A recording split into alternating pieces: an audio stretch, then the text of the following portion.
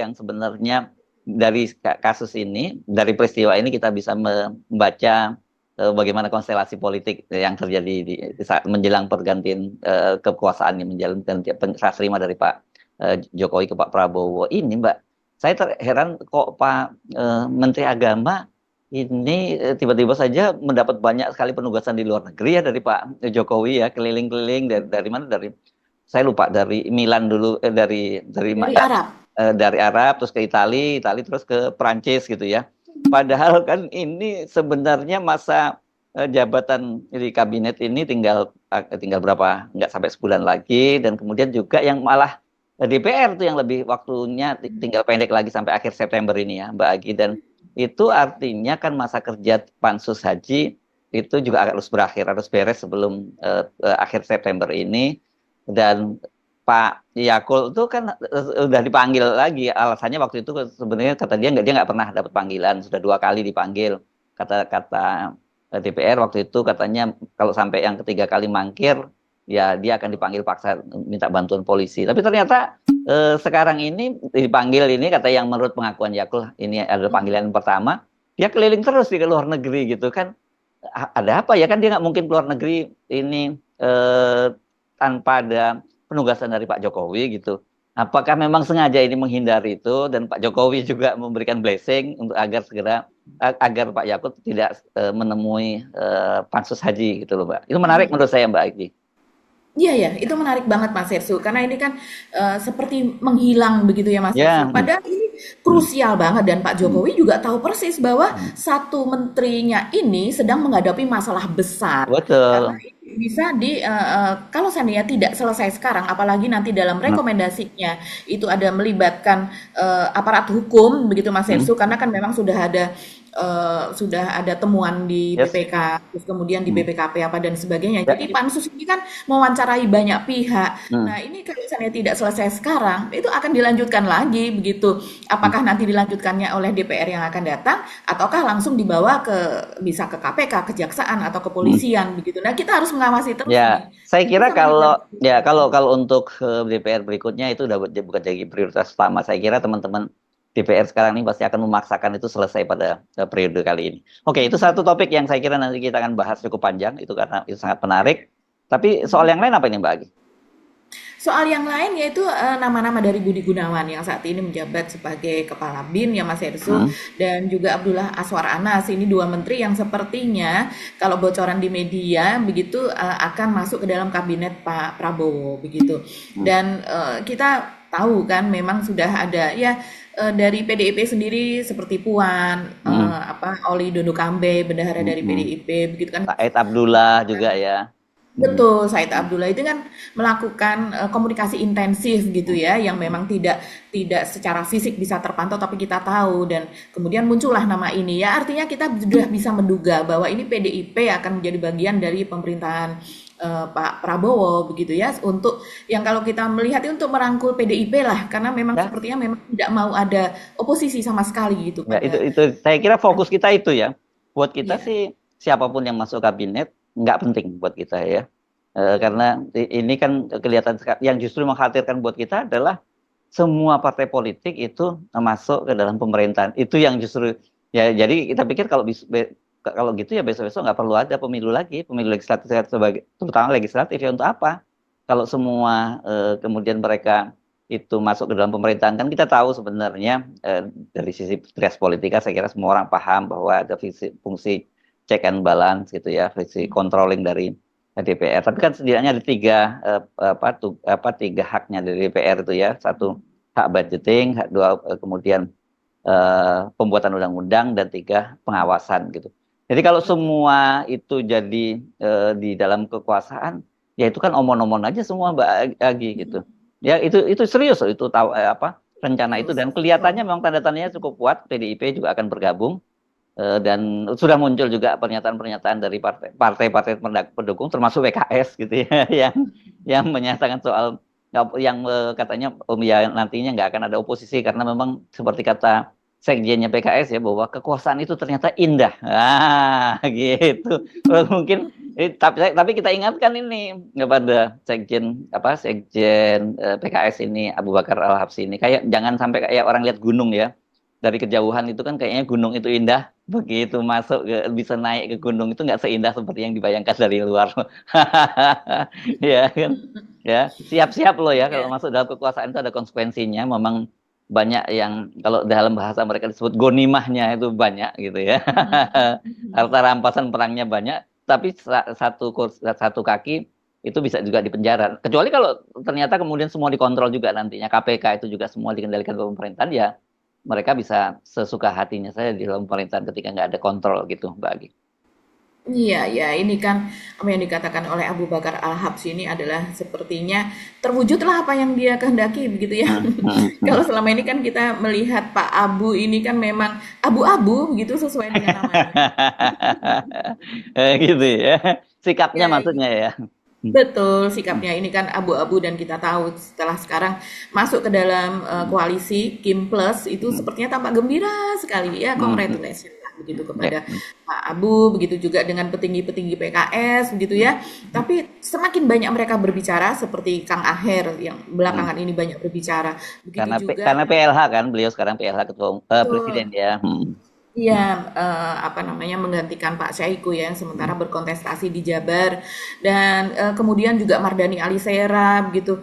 Kalau saya mengamati bahkan, akun-akun official dari PKS baik itu Instagram, YouTube, maupun Twitter, itu masih terus dirujak Mas Herso. Saya, suka apa, melihatnya tuh kasihan dan miris ya, tapi semakin mereka banyak berbicara dan kemudian berbicaranya ya seperti itu tadi, begitu, seperti kekuasaan itu indah. Kemudian seperti Aher yang juga mengatakan bahwa pada sistem presidensial sesungguhnya tidak ada koalisi dan tidak ada oposisi gitu. Ya mungkin secara aturan itu memang betul tidak eksplisit bahwa ada oposisi di dalam peraturan perundang-undangan, kan tidak disebut seperti itu. Tapi kan kita tahu fungsinya, dan kemudian PKS sendiri juga selama ini kan selama 10 tahun mengakui bahwa dirinya sebagai satu-satunya oposisi, malah mengatakan setiap kali ada misalnya pengesahan undang-undang seperti Omnibus Law dan sebagainya begitu yang dia tidak sependapat begitu dan bahkan menolak, kan ketika keluar juga mengatakan kepada media mengamini bahwa dirinya disebut sebagai partai oposisi dan satu-satunya yang masih bertahan. Kenapa sekarang seperti itu begitu? Orang juga mempertanyakan, nggak usah lagi deh pakai menyebut ideologinya apa, karena sesungguhnya semuanya sama Mas Hersu kalau mereka berada dalam satu gerbong itu begitu kan ya. Ya, kurang lebih itu yang disoroti oleh masyarakat gitu Mas Hersu. Dan masuknya dua kandidat menteri ini sepertinya juga tidak ditolak ketika ditanyakan kepada Hasto. Dia tidak mengiyakan, tapi dia juga tidak menolak bahwa oh tidak benar begitu. Dia tidak mengatakan demikian. Jadi sepertinya ini memang sudah positif begitu ya bahwa PDIP ini akan bergabung dengan pemerintahan Prabowo. Tinggal menunggu waktunya saja kapan mereka akan bertemu antara Megawati dengan Prabowo Subianto. Oke, Mbak Agi, kita mulai dari Menteri Agama dulu ya, Yakut Kolisek yang Mbak Agi ya. Ya. Iya, iya. Iya, jadi Yakut ini Mas Hersu kan kemarin itu udah undangan yang ketiga ya untuk bertemu dengan DPR, khususnya yaitu Pansus Haji DPR. Yang sebelumnya itu tanggal 10 September kalau tidak salah, kemudian berikutnya tanggal 18 September dan tanggal 23 September itu kemarin yang ketiga.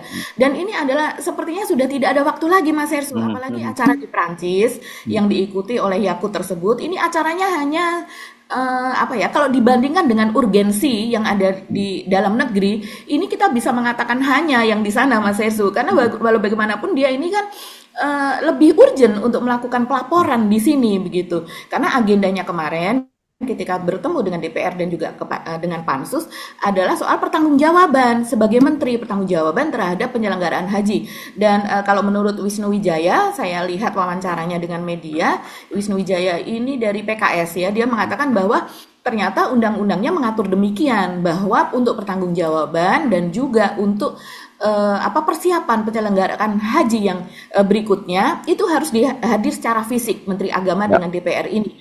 Dan Yakut kan kita tahu dia menawarkan secara Zoom, secara online pertemuan tersebut yang tentu saja beda situasinya kalau seandainya dilakukan secara fisik, dan karena itu juga merupakan pertanggungjawaban keuangan. Itu justru yang menjadi poinnya Mas Ersu. Dan dia sudah tahu bahwa akan topik dari pertemuan tersebut salah satunya adalah untuk melakukan klarifikasi terhadap berbagai wawancara dari pansus DPR terhadap sekjen, terhadap dirjen-dirjen yang ada di Kemenak, terhadap BPKH dan sebagainya begitu ya, unsur-unsur dalam penyelenggaraan haji tersebut, di mana poinnya adalah diketahui dari hasil wawancara tersebut bahwa perintah untuk melakukan distribusi dari haji reguler dan juga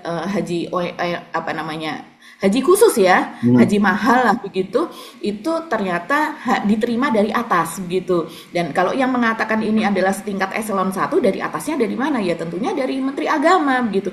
Apakah kemudian Menteri Agama bisa mengatakan dari Pak Jokowi? Saya rasa tidak sih kalau dalam hal ini Mas Hirsu ya. Ini berhenti di Menteri Agama begitu. Dan itu yang akan diklarifikasi, dan yang penting lagi adalah apakah itu perintah dari Menteri Agama kemudian dilaksanakan oleh bawahannya, ataukah memang dilaksanakan oleh bawahannya tanpa sepengetahuan dari Menteri Agama. Itu poinnya yang akan diklarifikasi. Tapi kan ini sudah waktu sudah terus berjalan, sementara lusa hari Kamis itu sudah paripurna DPR tanggal 26 September ya, karena besok tanggal 25 itu sudah paripurna MPR, sesudahnya diikuti dengan paripurna DPR. Nah sekarang pansus ini karena tidak kehadiran dari Menteri Agama kemarin begitu, makanya hari ini mereka tetap melakukan pertemuan saya rasa untuk menyusun hasil begitu ya, kesimpulan dari pansus tersebut. Nah, kalau menurut saya baca dari Marwan Jafar ini dari PKB ya. dan juga dari Lulu Nur Hamidah kalau yang dari PKB ya, mereka mengatakan bahwa ini ketidakhadiran Yakut ini bisa dikatakan sebagai pelecehan gitu, dan mereka juga mengatakan bahwa ini orang yang bersalah ya seperti ini begitu. Jadi dia menghindari begitu Mas Ersu untuk datang. Dan kalau kita melihat, kalau saya sih dalam hal ini saya melihat cawe-cawenya Pak Jokowi ya Mas Ersu. Itu dia pertanyaan saya itu di situ, karena tapi sebelum Anda bahas itu agak aneh tapi ya menurut saya, karena kan sebenarnya soal kuota haji tambahan kan yang sebenarnya yang jadi sengketa, yang kelihatan yang paling banyak mendapat sorotan soal ini ya, terutama soal fulusnya, karena ini duitnya gede banget kalau terjadi. Itu kan sebenarnya itu adalah kesepakatan antara Pak Jokowi dengan putra mahkota Muhammad bin Salman, ada tambahan 20.000 kuota haji itu kan untuk mengurangi antrian panjang yang haji Indonesia yang sampai 40 tahun kan gitu ya Mbak Agi. Nah, dan itu soal kesepakatan itu kan sudah ada kesepakatan antara komisi 8 ya, itu dengan komisi 8 dengan Kementerian Agama, bahkan juga kemudian ada kepresnya gitu loh ya, kepres dari Pak Jokowi. Jadi sebenarnya kalau kemudian Pak Jokowi melindungi Pak Yakut, itu apa maksudnya begitu? Karena seperti saya sebut tadi, kok diberi penugasan terus-menerus di luar negeri menjelang akhir masa jabatannya gitu. Betul, jadi ini aneh juga karena ini penugasan loh, dan bahkan dari pihak Kementerian Agama mengatakan bahwa ini dilindungi oleh undang-undang karena merupakan pelaksanaan dari undang-undang. Sampai segitunya begitu ya, mereka sudah mengantisipasi bahwa kalau ada orang mengatakan ini lari dari lari dari pertanggungjawaban, menghilang dan sebagainya begitu kan. Karena di media sosial ini ramai betul Mas Restu tanggapannya terhadap apa yang dilakukan oleh Yakut ini, dan mereka juga mengatakan ini adalah cara Pak Jokowi juga memberikan penugasan, padahal tidak mungkin apa yang berlangsung yang ada di pansus haji Pak Jokowi tidak mengetahui begitu, karena Pak Jokowi sendiri mengatakan bahwa semua laporan itu masuk ke dia, semua laporan intelijen dia tahu, dan apalagi tidak ada visi misi dari menteri, adanya visi misi presiden, dan kita tahu yang namanya menteri itu pergi keluar kota saja presiden tahu, apalagi ini pergi ke luar negeri sekian lama pula, dari tanggal belasan September lah sampai dengan terakhir pertemuan di Prancis itu hari ini tanggal 24 ya. Dan itu pertemuannya merupakan diskusi soal perdamaian dunia yang memang gagasan dari Presiden Prancis Emmanuel Macron, yang kok ya penugasannya begitu untuk mewakili Pak Jokowi diberikan kepada Yakut, Menteri Agama, kenapa tidak kepada Ibu Retno, Menteri Luar Negeri, atau juga kepada yang lain ya, yang apa Ya, namanya, Menteri PMK lah ini ya, mungkin Menko gitu ya, betul, Menko PMK. Menteri, Kalau memang lebih iya Menko senior HAM juga bisa, ya betul. posisinya, ya itu memang jadi pertanyaan besar dan makanya saya sebut tadi nggak mungkin dia pergi tanpa Mm, ininya tanpa blessing dari atau penugasan dari Pak Jokowi kan begitu loh Mbak Agi, mm, iya kan? iya. Itu yang jadi pertanyaan buat kita dan kenapa tanda-tandanya juga ini bisa kita kaitkan juga dengan power game itu antara Pak Jokowi dengan Mm, Pak Prabowo dan juga dengan PKB. Kita tahu selama mm, ini kan terjadi konflik antara PKB dengan mm, PBNU, ya kan Mbak Agi, dan kelihatannya sekali betul. kalau Pak Jokowi itu lebih lebih dekat kepada PBNU gitu karena Mm, bayangkan di last minute pun dia melantik seorang menteri sosial ya dari PBNU yang kebetulan adalah sekjen PBNU, iya. Saifullah Yusuf. Kan dari situ kan sebenarnya kebaca dan Pak Jokowi juga berkali-kali bertemu dengan PBNU gitu ya. Mhm. Iya, iya betul sekali. Dengan dia melantik Saifullah Yusuf, sekjen dari PBNU saja sudah kelihatan Mas Irsu maksudnya kemana dan pembelaannya kepada siapa. Karena kita memang melihat kita tidak bisa mengukur apa kesetiaan gitu ya dari Yakut ini hanya akhir-akhir ini saja. Kita lihat 5 tahun kemarin gitu apa saja yang dilakukan untuk dia membela Pak Jokowi begitu. Bahkan kadang-kadang sesuatu apa yang terjadi yang seharusnya tidak dikomentari oleh Menteri Agama pun dia komentari. Ini kan orang Pak Yakut ini kalau menurut penilaian saya dia kan orang yang usil gitu ya, usil sesuatu tuh bahkan sebagai orang Islam seringkali orang Islam sendiri melihat dia sebagai Islamophobia atau dia mencari muka begitu ya, carmuk begitu. Jadi ya kita tapi itulah yang disukai oleh Pak Jokowi rupanya kan. Makanya dia selamat tidak direshuffle, berkali-kali melakukan kesalahan, berkali-kali loh Mas Ersu melakukan kesalahan begitu yang menimbulkan kegaduhan di publik begitu. Tapi ya tidak ada ancaman reshuffle sama sekali kepada Yakut. Jadi saya rasa ini adalah merupakan seperti drama penyelamatan gitu ya kepada Yakut, karena kalau seandainya dia sampai datang ke pansus DPR, pansus haji, saya bisa bayangkan itu semua mata akan tertuju di sana gitu, dan apa jawaban dia begitu terhadap pertanyaan-pertanyaan yang dia tahu pasti akan diajukan seperti itu. Tapi saya rasa dia tidak bisa lari Mas Hersu. Kalau seandainya Pak Prabowo yang kemarin mengatakan bahwa ingin Pak Prabowo itu ingin wafat dalam keadaan membela rakyat, dalam keadaan membela masyarakat, membela negara dan sebagainya. Hal semacam ini tidak bisa didiamkan. Ini menyangkut uang yang sangat besar dan walaupun ada penilaian dari BPS bahwa penyelenggaraan haji pada tahun ini,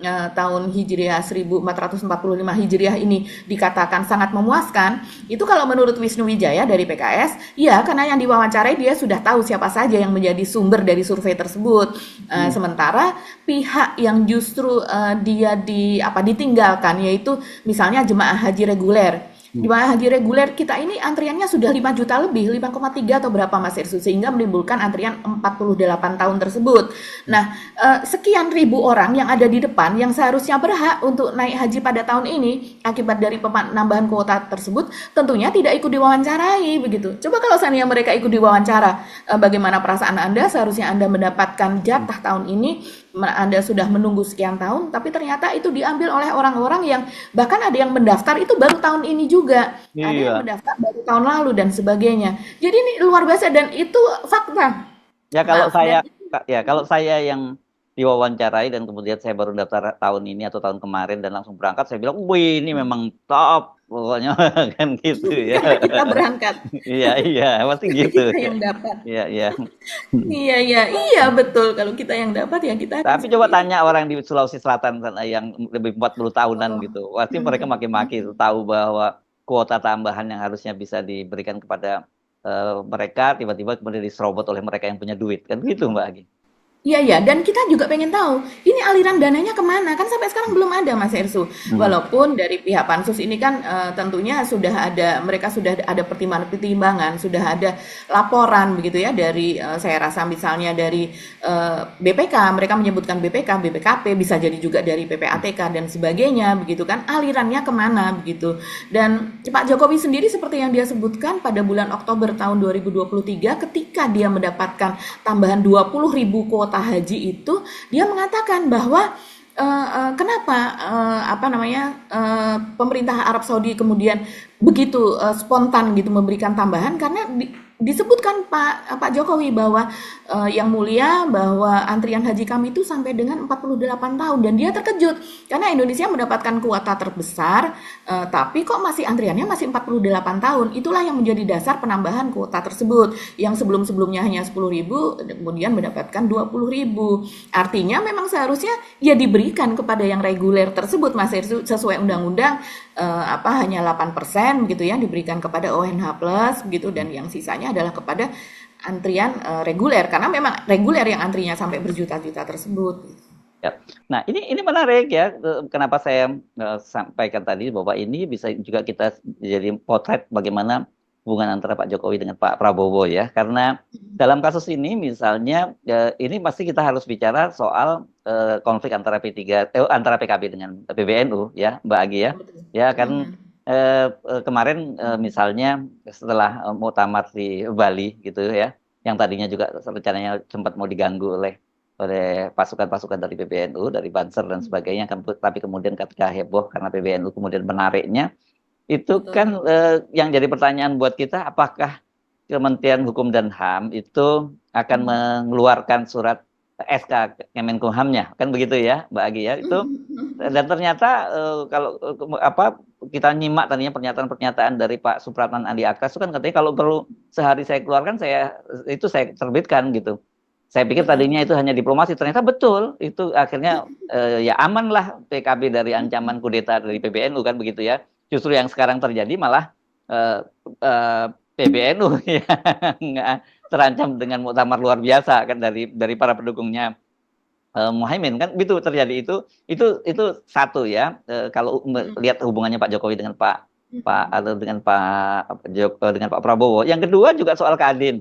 Ya, bagaimana juga Kadin Pak Supratman juga dengan cepat menyatakan bahwa dia akan mengusahakan kepresnya Anindya Bakri itu akan segera diterbitkan kepengurusannya begitu. Jadi dari situ ini petanya menarik, Mbak. Dan kemudian tentu saja tadi dikaitkan dengan kalau kedekatannya Pak Jokowi jelas yang tadi itu kita sebut Pak Saifullah Yusuf dilantik bilang last minute. Nah itu. Nah sekarang ini bagaimana nih petanya Pak Prabowo bagaimana kira-kira posisinya dalam hal ini Yakult Khalil Qomas gitu. Apakah kemudian PBNU juga masih akan dapat jatah di kabinet karena seperti biasanya kan PBNU, Muhammadiyah dan sebagainya itu akan dapat jatah dan kalau dapat jatah NU yang mana yang kira-kira yang akan diberi jatahnya nanti oleh Pak Prabowo karena kalau PKB jelas akan masuk di kabinetnya Prabowo kan gitu. Betul. Betul Mas Herssu. Jadi memang sepertinya muktamar luar biasa atau musyawarah luar biasa itu akan berlangsung ya Mas Herssu. Walaupun sudah teriak-teriak dari PBNU, mereka mengatakan ini yang mengadakan muktamar ini kurang kerjaan katanya demikian dan kemudian juga tidak ada yang mendukung begitu muktamar tersebut begitu. Tapi ini kan terus berjalan begitu ya. Sosialisasinya sendiri terus berjalan. Dan kalau yang saya lihat ini berita di media misalnya koordinator untuk presidium muktamar luar biasa sendiri ini kan sudah terbentuk Mas Herssu panitia-panitianya yaitu kalau koordinatornya itu adalah Kiai Haji Abdus Salam Sohib atau Gus Salam ya dan yang ini juga penasehatnya itu Gus Idror Maimun Zubair dari pesantren Al Anwar dari Sarang ya Mas Herssu dari Lembang. Jadi apakah Pak Prabowo akan membungkam mereka atau kemudian akan secara halus ataukah secara tegas begitu ya untuk meminta supaya MLB ini tidak dilaksanakan. Jadi Pak Prabowo sendiri kan memang menginginkan pada pemerintahannya yang berkelanjutan ini smooth gitu ya Mas Herssu. Sementara kita tahu ini yang ingin mengadakan musyawarah atau muktamar luar biasa PBNU ini adalah orang-orang yang kritis begitu, yang tentunya perlu dirangkul juga begitu ya. Sementara kalau dari PBNU sendiri terutama dari Yakult maupun dari Yahya Stakuf itu kan tidak kalau saya rasa tidak sulit untuk merangkul mereka karena mereka memang selama ini kan selalu mendekat kepada kekuasaan siapapun itu yang berkuasa begitu.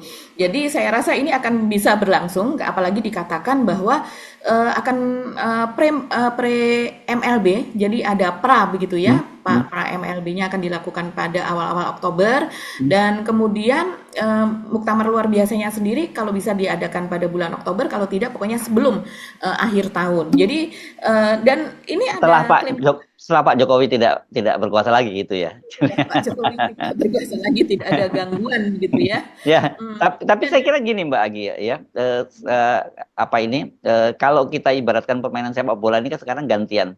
Kalau tadinya Caimin itu dalam kondisi yang tertekan karena ofensifnya PBNU yang didukung oleh Pak Jokowi, kalau sekarang kan gantian gitu. Sekarang pendukungnya Caimin itu merasa di atas angin gitu ya.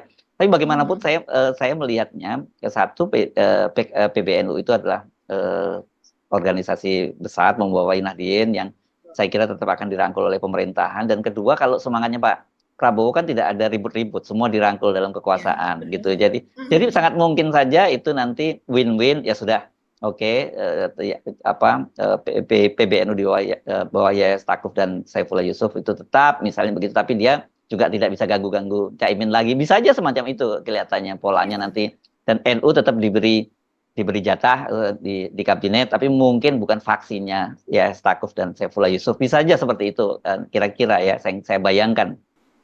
Iya, bisa saja seperti itu. Kalaupun bukan di ini kan masih banyak jabatan Mas Hirsu sekarang itu ya. Ada Oh, DPA, ini kan menteri nanti menteri Presiden, dan menterinya juga suka-sukanya kan juga Pak banyak. Prabowo nih ya. Iya Kan betul, dan kita tahu ya bahwa kalau Caimin sebelum ada muktamar PKB di Bali ketika itu dia menemui Pak Prabowo dan diterima begitu, mereka bahkan hmm, bercakap cukup lama, dan itu sebelum ada kasus demonstrasi sehingga Pak iya. Prabowo bahkan mengatakan akan datang. Tapi sementara sesudah itu kan Yahya Stakuf juga mengatakan bahwa dia meminta waktu untuk bertemu dengan Pak Prabowo. Dari petinggi Gerindra sendiri mengatakan bahwa akan dicarikan waktunya, tapi kan sampai sekarang tidak kunjung bertemu juga Mas Hersu. Yes. Dari situ saja kita sudah tahu lah ini Ya. petanya seperti apa begitu ya. Hmm. Sementara Pak Jokowi hingga akhir pemerintahan terus berusaha cawe-cawe untuk menyelamatkan kroni-kroninya ini walaupun Oke. mereka bermasalah begitu. Ya. Ada satu lagi Mas Hersu sebetulnya ya. Itu Budi Ari begitu juga nggak hadir. Jadi ini rame-rame lah mereka pada nggak hadir ke DPR. Budi Ari juga kemarin seharusnya kan bersama dengan Menko Polhukam itu membicarakan soal kebocoran data loh, soal Hmm. serangan dari cyber attack begitu kan, dari para hacker. Itu dia bisa-bisanya tidak datang walaupun dengan alasan bahwa ada sebuah pertemuan internasional di Bali yang tidak bisa diwakilkan. Tapi orang melihatnya ini sebagai apa ya, sebagai bentuk pertanggungjawaban, seharusnya justru di sana bisa diwakilkan, dan toh dia sudah akan selesai juga pertemuan internasional tersebut kan, nanti yang melanjutkan adalah menteri yang berikutnya, tapi pertanggungjawaban kepada DPR, kepada rakyat itu kan justru harus dilakukan Yes. karena dia adalah representasi dari presiden. Jadi ini sudah apa, para pembantu presiden ini sudah kocar-kacir lah berusaha untuk menghindari untuk bertanggung jawab terhadap apa yang terjadi selama mereka berkuasa. Oke. Kalau kita pindah ke topik terakhir ya, kita ngomongin soal PDIP yang sebenarnya kita sudah cerita ini nggak terlalu mengagetkan kepada kita karena sejak awal kan Pak Prabowo juga menyatakan seperti itu ya, bahwa ya, dia tidak ingin ada oposisi gitu. Tapi kata dia kalau memang tetap ada oposisi, yang dalam bahasanya Pak Prabowo jadi penonton, jangan jangan jangan ganggu mereka begitu karena mereka itu mau kerja untuk kesejahteraan rakyat. Dan kemudian ini kan dikaitkan lagi dengan hubungan Pak Prabowo dengan Ibu Megawati itu selama ini juga cukup baik, dan itu hanya kemudian terpisah lagi kemarin dalam Pilpres itu karena posisinya Pak Prabowo yang lebih memilih bersama dengan Pak Jokowi kan akhirnya begitu, sementara Pak Jokowi itu hubungannya dengan Ibu Megawati menjadi merenggang. Itu sebenarnya latar belakangnya. Tapi kalau sekarang ini kemudian ternyata Pak Prabowo mewujudkan mimpinya itu untuk menjadikan semua kekuatan politik berada dalam satu kabinet begitu, dan kemudian artinya itu nantinya di DPR itu sama sekali tidak punya oposisi. Waduh, ini bisa kita membayangkan bagaimana kondisinya ya kemarin eranya Pak Jokowi saja, itu kan partai pemerintah menguasai 81,9% itu saja, semua kebijakan, semua undang-undang yang merugikan kepentingan rakyat itu semua goal, Mbak. Nah, nanti kalau nggak ada oposisi di DPR, bagaimana ceritanya? Saya lebih tertarik menyoroti soal itunya sih ketimbang soal siapa dari PDIP yang akan masuk gitu. Walaupun kita tahu ini penting faktornya untuk kalau tadi disebutkan Budi Gunawan yang disebutan yang akan menjadi menteri, itu kan berarti dia Pak Prabowo itu memilih orang dekatnya Ibu Megawati di luar orang dekat. Dan ini kan Pak Budi Gunawan itu juga dalam tanda petik dia punya jasa ketika waktu itu membawa Pak Prabowo bisa masuk ke kabinetnya Pak Jokowi gitu loh Mbak Agi. Jadi nggak, kalau ada Pak Budi di situ pilihannya itu tidak terlalu mengejutkan. Tapi dengan begitu berarti Pak Budi ditarik dari posisi yang sangat strategis, tidak lagi menempati posisi sebagai kepala BIN. Ini kan Pak Budi Gunawan ini sebenarnya ya namanya dia kepala Badan Intelijen, ini salah satu orang yang paling berkuasa kemarin di Indonesia ya Mbak Agi ya. Dan itu posisi lama banget dia menjabat sebagai kepala BIN. Saya kira dia kepala BIN terlama ya. Paling lama. Ya, gitu loh Mbak Agi. Iya, iya betul sekali. Jadi ini memang cara Pak Prabowo untuk mengambil hati Ibu Mega ya, karena kita tahu Pak Budi Gunawan ini sangat dekat sekali dengan Ibu Mega, dengan berbagai rumornya begitu ya, sudah seperti keluarga begitu.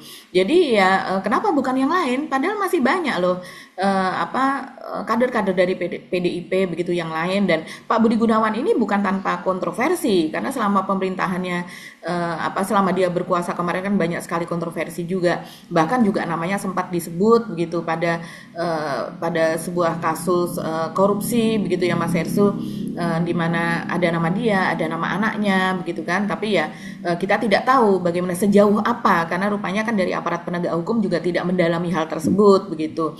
Jadi ya ini adalah cara Prabowo untuk betul-betul merangkul Bu Mega. Dan orang jadinya bertanya, apa betul kemarin PDIP kalah? Kalau melihat hal seperti ini ya nggak kalah juga gitu. Dia akan menjadi bagian dari kue kekuasaan.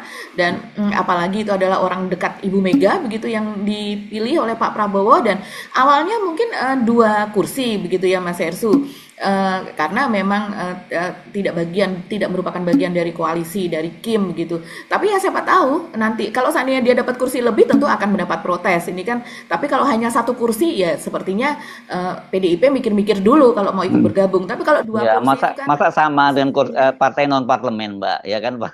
oh, Ya. iya. Dan selain 2 menteri biasanya itu juga misalnya wakil menteri, ada juga di lembaga-lembaga seperti kemarin Bu Mega di BPIP lah, misalnya di BRIN apa dan sebagainya begitu. Masih banyak kekuasaan yang bisa dibagi. Tapi dalam hal ini kita sedih ya, Oh karena ya. ternyata nantinya hanya orang-orang seperti kita ini Mas Hersu yang akan terus mengawasi jalannya pemerintahan dengan tanpa Ya. beban gitu, karena kita tidak tersandera oleh sesuatu begitu, dan karena kita memang menginginkan yang terbaik untuk rakyat Indonesia dan untuk pemerintah juga sebetulnya. Yes, Kan ya. kita juga pengen mereka berjalan lurus, mereka tidak mendapatkan banyak hujatan, banyak tentangan dari rakyat begitu kan. Tapi ya dengan Ya. kondisi semuanya masuk ke dalam koalisi, apa yang akan terjadi nanti? Paling kita Ya. hanya berharap mendoakan hati Pak Prabowo supaya tetap lurus, supaya tetap adil gitu kan dalam Ya, menjalankan ya, pemerintahan. tapi kan susah ya. Namanya manusia itu kan itu kekuasaan kan jelas Lord Acton yang menyatakan bahwa kalau absolute power itu ya Tends to corrupt. to corrupt, absolutely kan jelas seperti itu. Jadi ini memang sejak awal pentingnya ada check and balance tadi. Nah, betul seperti yang Anda katakan tadi bahwa DPR nantinya nggak bisa diharapkan lagi. Kalau toh ada PDIP di oposisi pun juga itu tidak bisa lagi mengontrol kekuasaan. Kemudian kita tahu media-media ini kebanyakan juga dimiliki oleh para petinggi-petinggi parpol yang mereka pasti akan menjadi pendukung pemerintahan juga. Dan jadi ya untungnya selain ada media-media seperti ini ada netizen ya Mbak Agi ya, yang kita sekarang ini perannya dari hari ke hari makin besar di Indonesia itu. Jadi tetap saja ada kontrol yang cukup besar nanti dari media sosial dan terutama kalangan netizen. Ya kita doakan kalau sejauh ini kan para netizen kita memang kebanyakan netizen yang waras gitu ya Mbak Agi. Ya karena mereka juga berada di luar kekuasaan. Dan saya kira pun sekarang ini kalau pemerintah masih menggunakan pola lama seperti yang dilakukan oleh Pak Jokowi menggunakan buzzer, sekarang ini hampir boleh dibilang buzzer itu seringkali tidak berdaya kalau berhadapan dengan para netizen yang akalnya waras gitu ya Mbak Agi ya. Karena sekarang sudah makin banyak yang waras, Mas Hersu. Yes. Saya rasa walaupun nanti ya mantan pendukung Ganjar dan juga Pak Mahfud begitu ya, yang saat ini mereka menjadi oposan, walaupun nanti PDIP itu masuk dalam Ya. pemerintahan, saya rasa mereka akan tetap kritis. Kita berharapnya sih Yes. demikian. Yes. Oke. Kita akhiri perbincangan kita kali ini Mbak Agi. Yang paling penting tetap jurus jaga akal